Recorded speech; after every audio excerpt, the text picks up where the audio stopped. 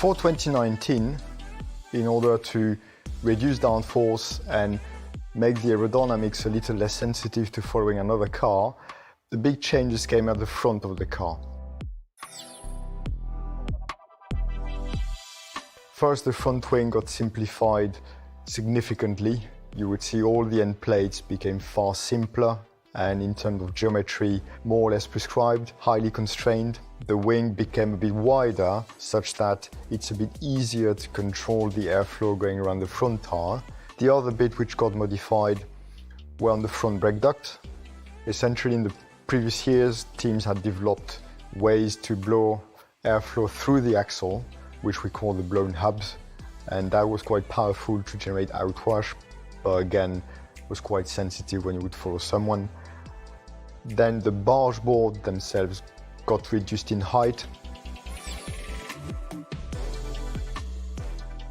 Alongside these changes at the front of the car, there was also a change at the rear of the car.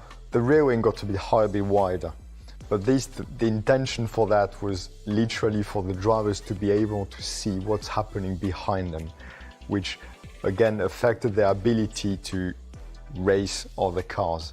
Because it's fair to say, if we have freedom in aerodynamics, we design the mirrors for aerodynamic performance, not necessarily for the driver to see.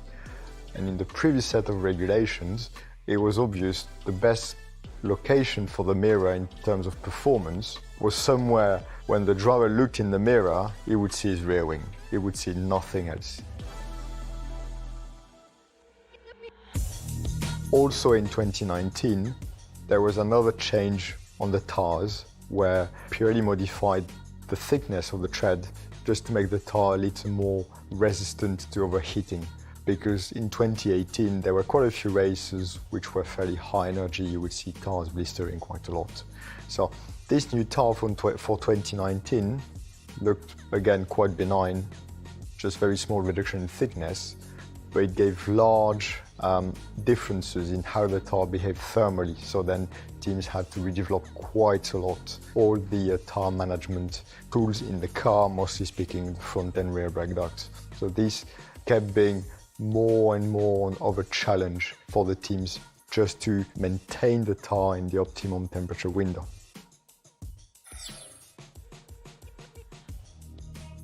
In 2018, we had a set of regulations trying to back off the amount of downforce the cars were carrying through simplifying the aerodynamics. But really, when we got to the end of 2019, through development, we still had faster cars than the year before.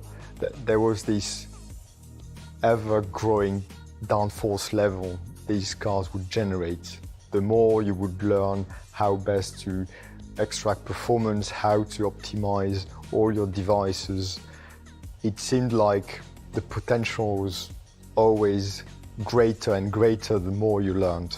So for 2020, nothing really changed. The cars remained very much consistent, the regulations remained consistent because there was the big change of regulations planned for 2021 with the new ground effect cars or the research being done upstream. It was mostly about turning the wheel of development as fast as you could, getting more extreme with the designs, more extreme with some details. And in 2020, we saw the fastest cars these regulations would bring. Then, with the COVID coming among us, the new regulations got delayed by 1 year. By delaying the regulations by 1 more year, we had to find a way such that the teams would not have to redesign a complete new car. The downforce would genuinely be reduced to make sure the tires remain in the normal operating window. And to try and contain developments, there was also a significant chassis freeze for 2021, which came along the lines of a new token system. For a few areas of the cars, got assigned a sort of token price, and each team would have 2 tokens to spend. As a team, you had to decide on which end of the car you would spend your 2 tokens. the front or the back, being fully aware the other end would be identical to 2020. And then in parallel came the final definition of what the aerodynamic regulation would change. And it came as a significant simplification of the floor edge. The floor at the head of the rear tires became a bit narrower, and all the complex flow management features like fences and gills which we had developed, all this had to go away. In itself, the change of floor width ahead of the rear tires looked fairly benign, but when you look at what it did to the aerodynamics of the car, it was very significant. We had spent years developing all the details ahead of the tire to manage the airflow around the rear tires and make sure the diffuser is in the best possible conditions to perform. With the floor trim, we also had a small reduction on a span of the winglets attached to the rear brake duct. This had a fair effect in itself, but not as dramatic as the floor trim. So looking back at this generation of cars from 2017 to 2021, it seems like we may have reached a very high level of performance, a very high level of downforce, but also a very high level of complexity. These cars we had in 2021, but especially 2020, were incredibly fast, incredibly exciting from an engineering point of view, but I can also see why for the drivers it was a bit frustrating when you follow someone, you arrive behind someone, you know you're faster because you've got better tires or you're a better driver, and you just cannot overtake just because the car is too sensitive and it does not allow you to get closer. So this was the clear requirement for the new 2022 generation of cars. Making the cars a bit simpler, a bit more compliant from the driver's perspective, to be able to race closer, to not suffer from so much aerodynamic loss behind another car, was the clear intention for 2022. I think the concept is proving very different aerodynamically. It has very different characteristics, and I think for everyone involved in designing these cars, I think the future challenges are quite exciting.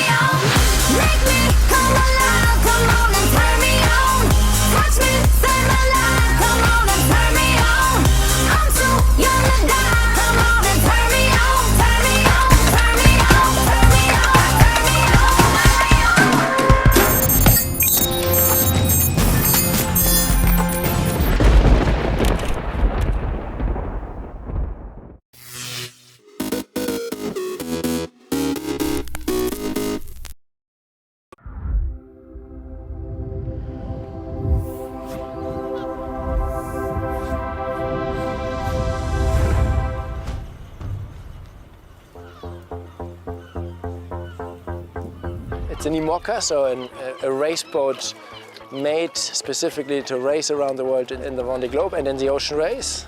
There are no other boats made for that, or very few other types of boats made for this purpose. So things with the IMOCA 60s is their development class.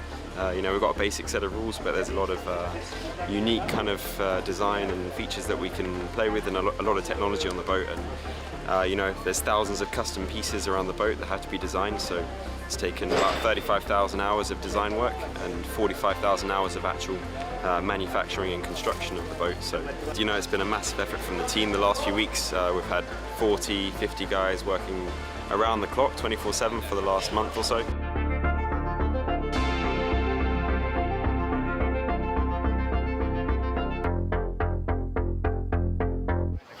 My feeling is that there's very little contradiction between an ocean race concept and the Vendée Globe. The crew number for the ocean race is 4 sailors and a media man, and typically IMOCA is designed for minimum 2 people.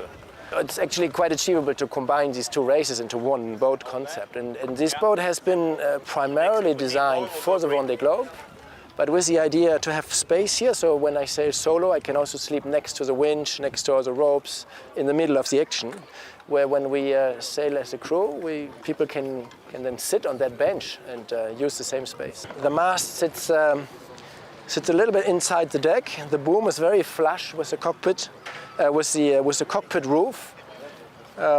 This part here with the windows is what we call the cockpit, is where we do all the maneuvers. We have there a tiller, we have winch. The winches are there, all the ropes. One idea was to have a proper seaworthy boat with the freeboard, with a bow that is not too much inverted, like we see it on some IMOCAs, that the bow goes up and then in.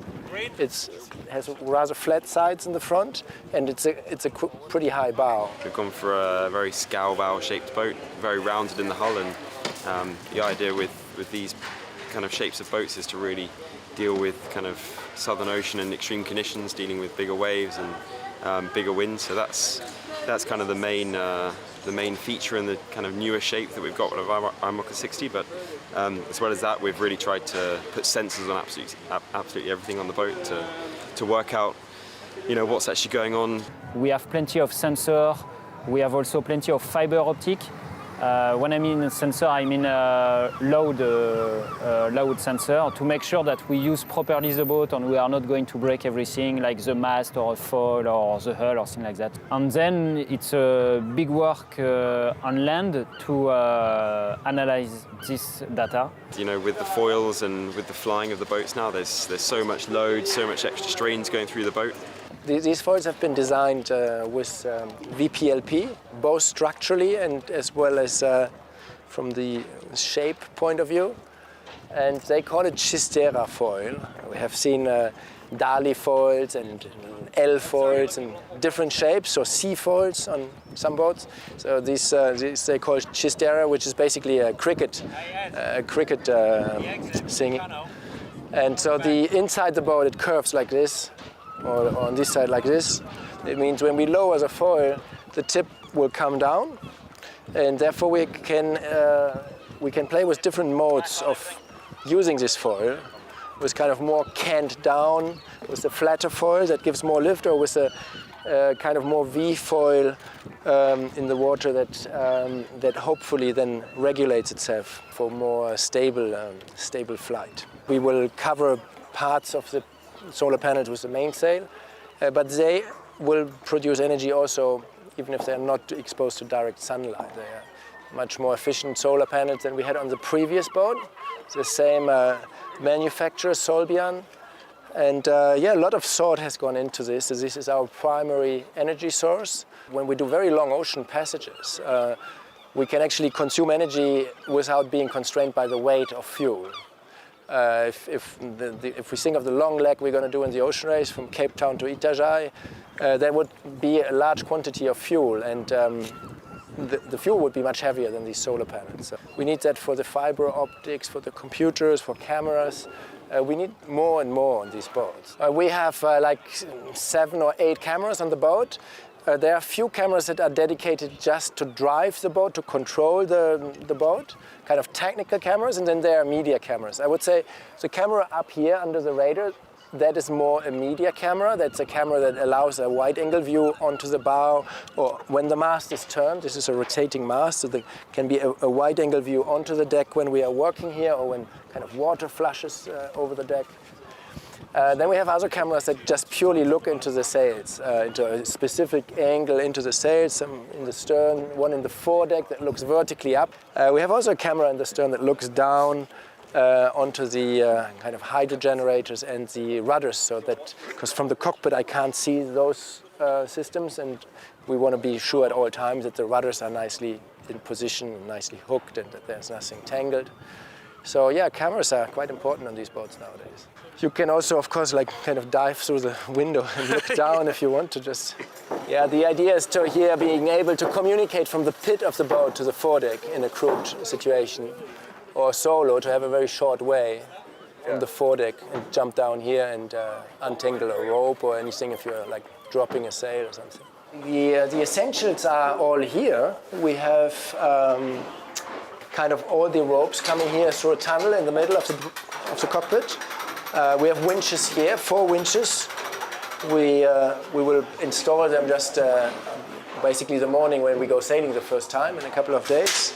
Here we have like made some sort of bubble to be able to look forward, and this might be becoming also a steering position with the seat up high. So we're imagining to be kind of up here, and we have a tiller coming here, and then we can look forward and steer from here. Yeah, we have 2 tillers on the bow, one that connects here under the roof and out to here, and the same tiller can also go on deck for an outside steering that you might want to use at a race start or harbor maneuver. We designed this part of the boat first. The idea here was to have a bench here where like 2 people could sit, or I can, a solo sailor, so when I do the Route du Rhum or the Vendée Globe, I can lie down here. If I need to do anything, I can just jump up and be right at the handles or at the ropes, etc. The autopilot will be on here, so that was kind of a wish that came, that evolved from the Vendée Globe. And then we added this big cabin in the back. Well, this needs to be completely enclosed because we need the volume when the boat sits upside down. If we didn't have that, we probably had half a ton more in the keel bar. So even if this is a little bit of weight, it makes the boat lighter overall. And at the same time, we take advantage to have a big living space here with 3 bunks on either side. Place for the onboard reporter, place for the navigator. We had a big reflection about bunks, about a nav station, to have a proper nav station, because it's always a mix about performance, about the weight you need to carry on, also about the comfort, if I can say it. For me, the past 2 months was mainly helping building the boat, installing the systems. How do you live? How do you make your food? Where do you go to the toilet? Where do you store things? The safety setup to make it a kind of a livable boat. And now, for me, it's feeling like, oh, well, now my job is really starting. Now we should make this boat fast. We kind of divided the light situation. Here dark and here lots of light. So if you want to go for a longer nap, you probably can go here in a bunk. And here we painted everything white. Especially in the Southern Ocean, there you have these gray days, and light is so important there. To have the energy to keep pushing, and therefore the windows are important for that, but also important, of course, to understand what's going on outside. When you're trimming the sail, you can see it right from here. This boat can be used very well for a team because we made a very solid hull and platform. We can push the boat hard. We can also work very well together as a team and live well on the boat. And I think that's quite important. It's also a boat where we can enjoy being in a team at sea. And I'm really looking forward to that, to enjoy being at sea with a bunch of good friends. You know, I'm as curious as you. I have no idea how the boat will sail. I've been on a simulator, so you know a little bit. So we should see. Once we hoist the sail and we put the foils in the water, we see how it goes. I mean, super excited. You know, this is, if I think back the last few years, it's kind of been a dream to be launched and to be part of a team like this. Hopefully in about 6 months' time we'll be sailing it around the world.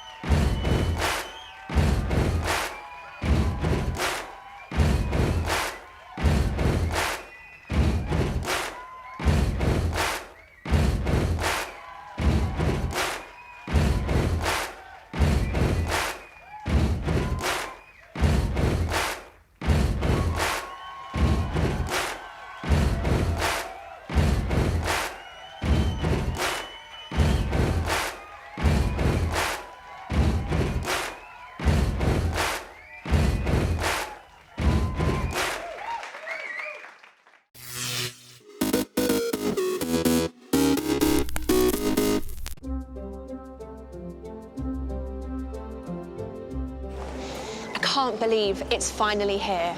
The new Emirates Premium Economy. Everyone's been talking about it. This is why it's worth the upgrade. It starts with your own separate check-in desk in Dubai. You get to take more hand luggage, and you get to choose your favourite seat for free whenever you like. Thank you. And here it is, the new Emirates Premium Economy. Welcome drinks. Thank you. Everything feels just more luxurious. You get all this extra space and comfort. Soft leather seats, leg rests. You can really put your feet up. One day, all airlines will have seats like this. That's the little one settled. We'll have a glass of Shandong sparkling wine, please. There's always complimentary drinks on Emirates. But on Premium Economy, there's some special wines you don't get in economy class. Cheers. You can check the list online or in the Emirates app before you fly. If you're wondering what's on the menu, well, in Premium Economy, you get generous servings of regional meals with an appetizer, dessert, and there's extra snacks on longer flights. You get China tableware and silverware wrapped in linen. They give you so much. And look at the dessert. She loves the children's meals. Thankfully, on Emirates, there's so much to keep kids entertained. They've got toys and fun packs to take home, and there's loads of children's channels and games on TV. Talking of which, time to choose a movie myself. This is ICE, Emirates in-flight entertainment system. The TV is one of the largest in the skies. The picture's great. They've got thousands of channels to choose from. You get all the best movies from around the world, your favorite TV shows, documentaries. You can even learn a new language. And there's lots of music too. No need to miss the match. Check it out. Live sports. They've got all the big tournaments. It's no wonder Emirates have won lots of awards for their entertainment. You can even create a playlist in the app before you fly and sync it to your screen. All ready to press play. Oh, and there's Wi-Fi too, if you don't feel like watching TV.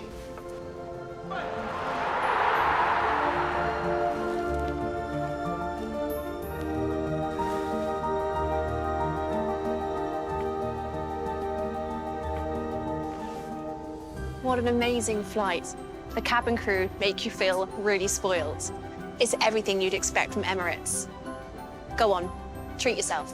It's a little more, but so worth it.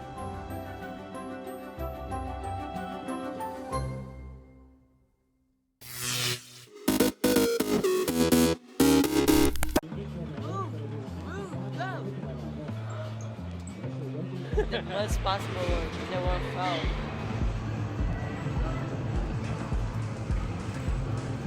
I never thought skating SLS qualifier wouldn't make me skate the whole season SLS because I didn't make the top 3, but I still getting wildcards and be able to skate all the stops.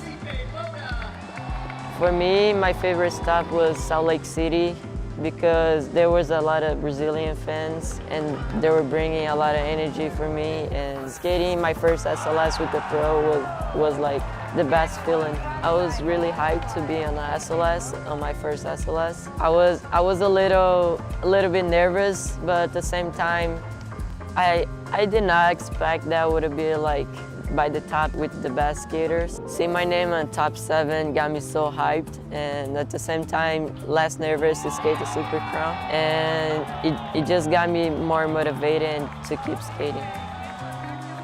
What I like to do when I'm not skating is like hang out with my friends and watching movies, watching shows, or playing games. I play on my phone. Me and my brother play pool on the phone, so we both stay for like hours playing with each other, like laughing. I miss him a lot, so it makes me happier to like talking to him. I learned this year at SLS that is more than just skating. It's about to meet new people, talk to the fans, and seeing people like my age or older than me like asking for autograph.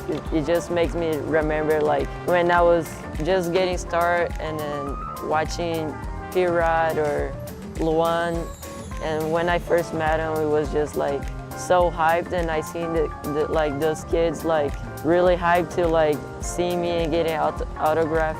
It's just like, it just makes me happy. I'm super excited for the next SLS. Now I'm focusing on my part, but after it gets done, I'm gonna keep practicing and learn new tricks and maybe bring something new.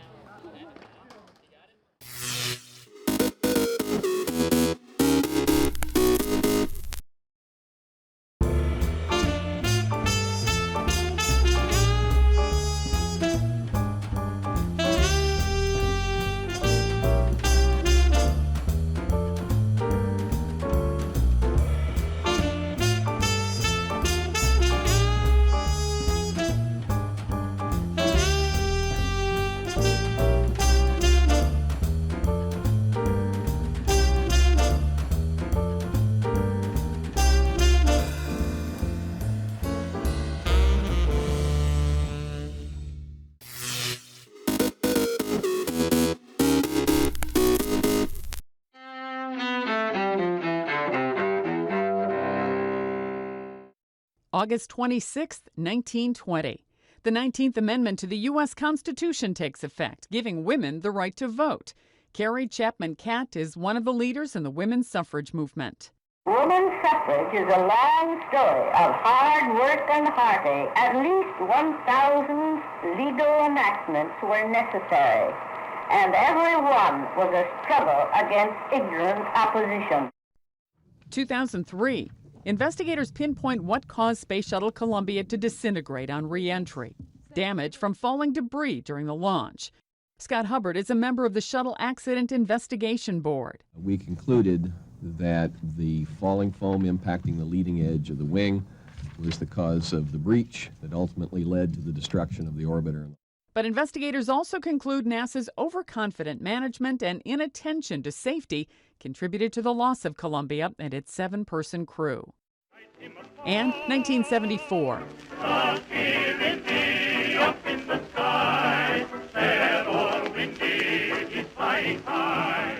Aviator Charles A. Lindbergh, who made the first solo nonstop flight across the Atlantic Ocean, dies at his home in Hawaii. He was 72.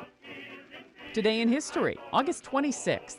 Sandy Kozel, The Associated Press.